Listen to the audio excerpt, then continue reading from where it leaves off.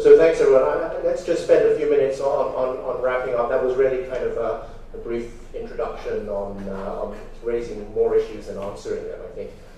In terms of next steps for this whole process of the war on diabetes, the next step actually is a workshop which will be run by Padang and Co. in October with input from the three parties, basically. And our job actually is very much to frame the discussion, to figure out how we're going to structure that workshop, what areas to focus on, who to involve. And coming out of that, there will be, I think, a write-up and hopefully also some tangible things which would have some real impact. I'm not sure, I think we still haven't even figured out what that will be yet, but it could be something which leads into programs which we might even, for example, work together with some of the hospitals on, or it's open for discussion. So we're really, I think, at this stage, trying to map out this. So what I suggest is actually, let's just spend 5 minutes for just very quick sort of feedback based on what you've heard today around some of the most valuable things that we as a group, as this tripartite alliance, could be focusing on. I don't want to take you too long away from your cocktails and snacks, and there'll be plenty of time to interact and hopefully mingle and make some interesting connections here. But I do want to just get some very short, snappy insights and feedback based on what you've all heard and based on what our objective is, so that we as a group can focus accordingly and get input from you all. Does anyone want to start? Yeah, sure. It's actually it's a question more than a comment. But just curious about the geographic scope of your objective for this workshop and for the publications afterwards. Are you going to be focusing strictly on Singapore or Asia Pacific broadly, or what? I would say that this was really inspired by the Health Minister's War on Diabetes. So initially focusing on Singapore with how diabetes is really at our doorstep.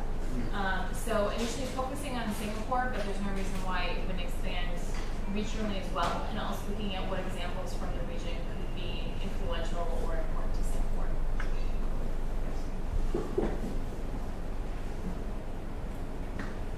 Yeah, so I'm particularly fascinated in understanding more about the food that we eat. So in about 2 weeks' time, available as open data will be the shopping transactions and consumption of 1.1 million giant customers in Singapore. So you'll actually be able to see what 1.1 million customers have been putting in their shopping basket and eating, from processed seafood to carbonated sodas to green leafy vegetables. And it's just free.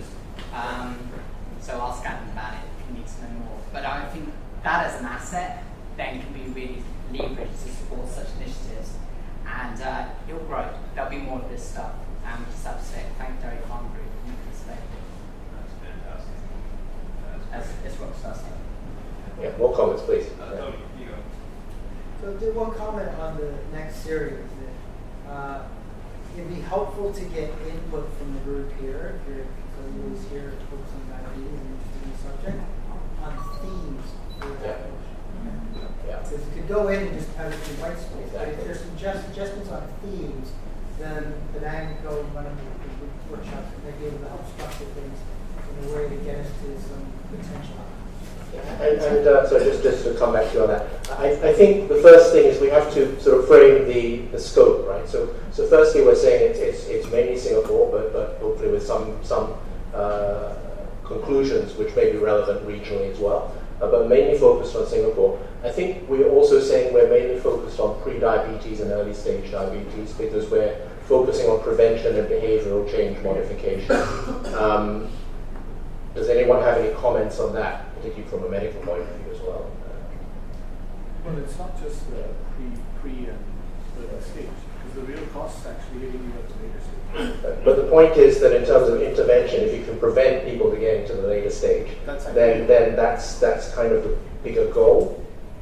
That's ideal, but I think you still have to manage what's going on in the existing population. Yeah. And part of the inspiration behind the pre-diabetes and early diabetes as well is that we've seen there's a lot of focus on the late stage diabetes, so people who are experiencing complications, people who are really high cost in the healthcare sector, that there's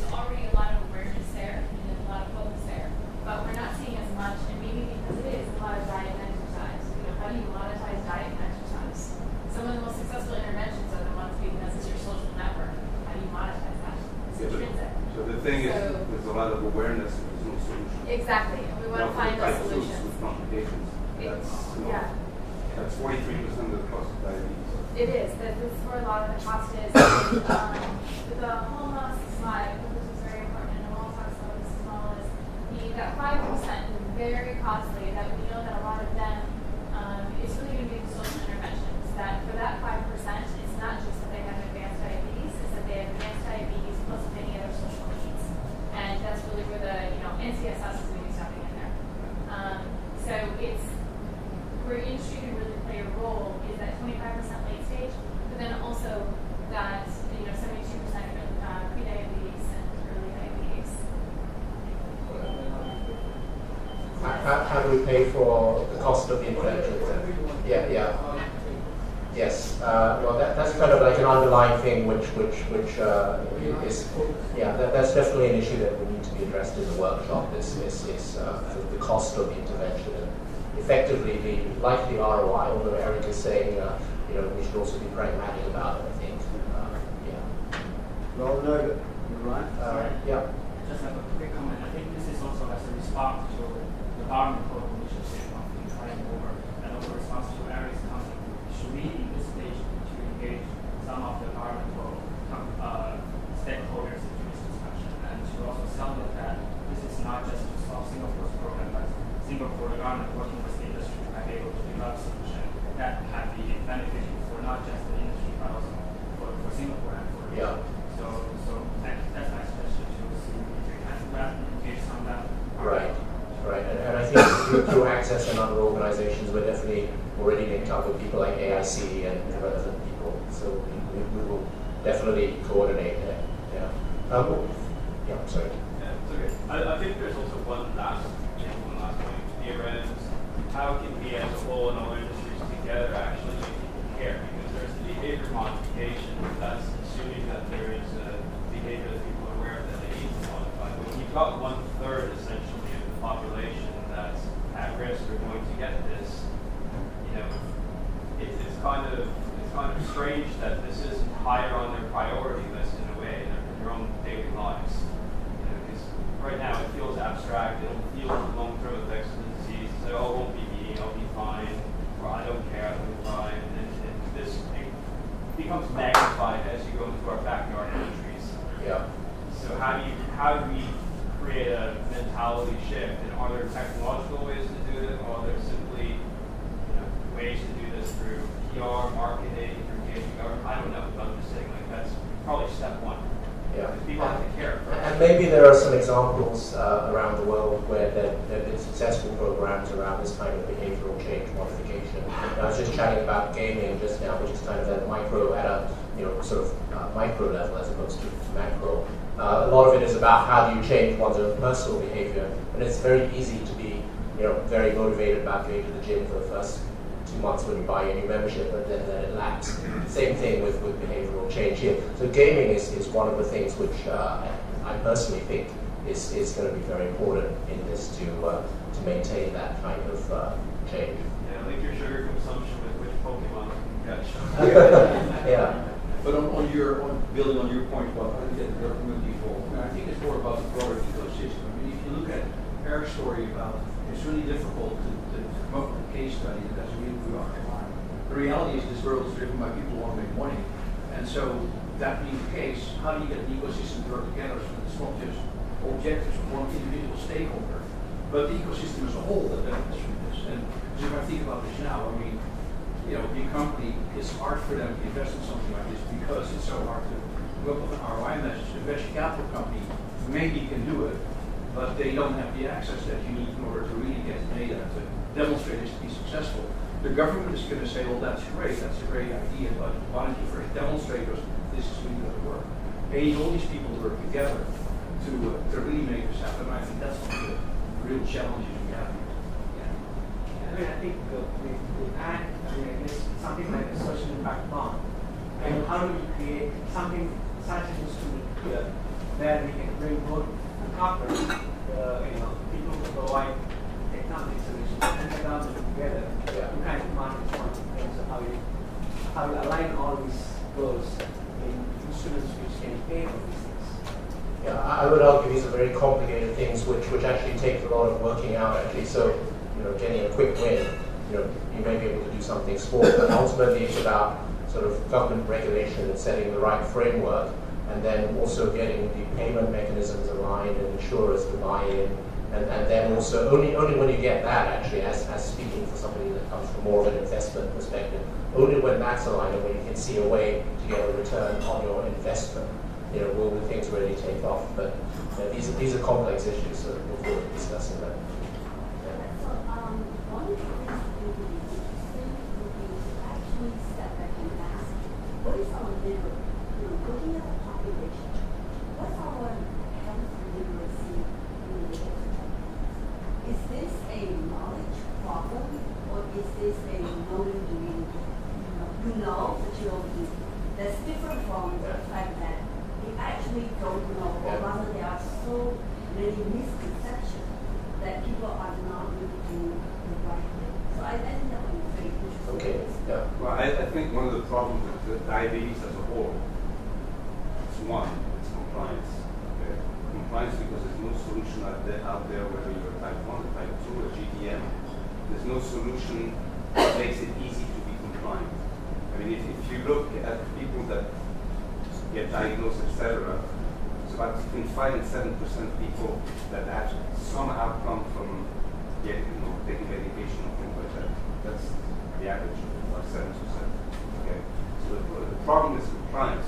I mean, we can talk about everything that we want. If we don't tackle that problem, then the knowledge gap, etc., there is a knowledge gap, but compliance in the end, if you talk to type 2 diabetes, they'll tell you, I need to drink 3 times a day. I'm not doing it. I'll do it twice a week.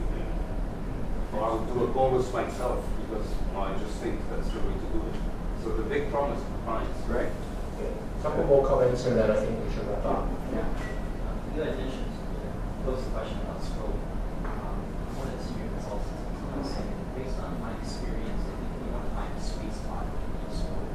I do agree that avoiding the extreme complex diabetes is probably good, because there are, as you mentioned, there are a lot of situations, very complex patients that we probably look at every day. Because these are generally older patients who are talking about that.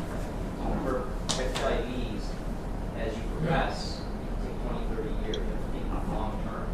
So if you want to talk about a sweet spot, I just don't think it's the pre-diabetics, because a lot of these patients, all pre-diabetics have concerns. You're leveraging on the fact that they'll actually go in and get screened. And most people just don't do that, because when they're doing well, you're talking about somebody in their 30s and 40s with pre-diabetes. There's no incentive to go get screened. Who would do that? So the sweet spot, I think, is actually early diabetics, because they have to be on medicine, so you can work with medication compliance. They have to do diet and exercise, but obese patients have to do diet and exercise, hypertensive patients have to do diet and exercise. There's really no thing that really distinguishes that. Medication compliance and checking of your sugars is extremely important. And the coordination of healthcare system. There's a lot of gaps in the healthcare system and how the patients actually access appropriate care. And of course, as somebody else has already mentioned, compliance is a big issue, finding internal motivators. There are knowledge gaps, but there certainly are issues with doctors not providing appropriate internal motivators for their patients to actually overcome that compliance issue. So I think if you really want to find challenges that are comparable and you want to find a good market, I think that the early diabetics is Yeah, because it's tough to get the pre-diabetics into the clinic. Yes. Because you're asymptomatic. You could walk around for 20 years with pre-diabetes and you don't know until you start getting complications. Okay, that's So very the useful. incentive, like you said, is not there because you're walking around. Your hyperglycemic, you don't know it. You could be walking with 50, 300. You ought to know you're fine. If there's no more feedback, let's please